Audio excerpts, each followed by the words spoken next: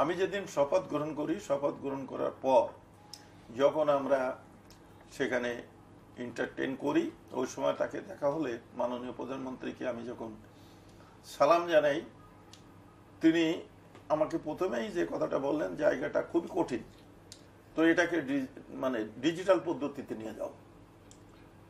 অর্থাৎ এর যে জটিলতা রয়েছে এবং এখানকার যে সমস্ত অসুবিধা বা ইভেন বলতে হয় যে করাপশনও রয়েছে, এগুলি কি করতে গেলে ডিজিটাল পদ্ধতিতে যেতে হবে।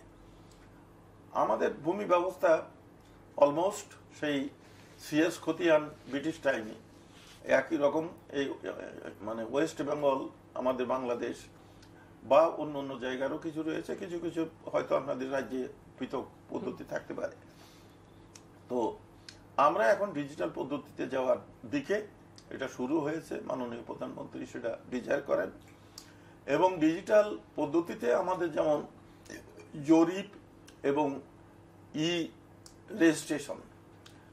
রেজিস্ট্রেশনের থেকে ডাইরেক্ট চলে যাবে এসিল্যান্ডের কাছে, সেখানে ডাইরেক্ট মিউটেশন হবে।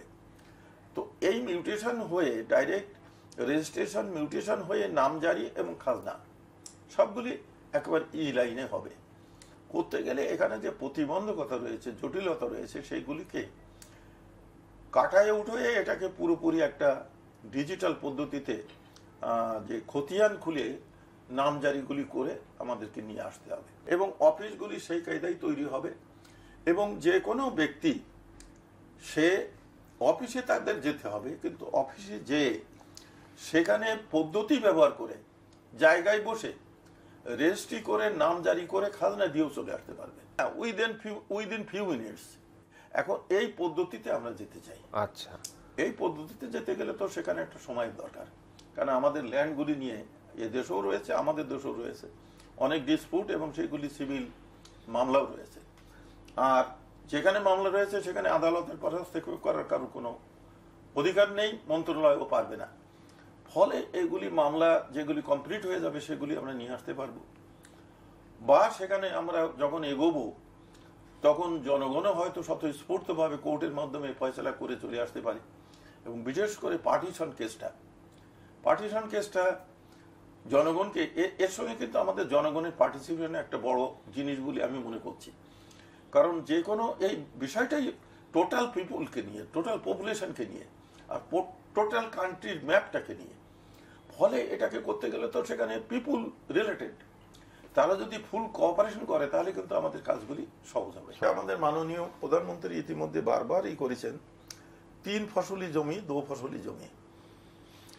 এগুলিকে কৃষি জমির শ্রেণী পরিবর্তন করা যাবে না। সেজন্য এটা শ্রেণী পরিবর্তন যদি করা না যায়, তাহলে এখন আপনি ল্যান্ড হোল্ডার, আপনার 3 ফসলি কোনটা, 2 ফসলি কোনটা আপনি জানেন, but government does not know it. সরকার এটা জানে না। এখন সরকারকে জানতে গেলে ম্যাপিং করতে হবে, জোন ম্যাপিং।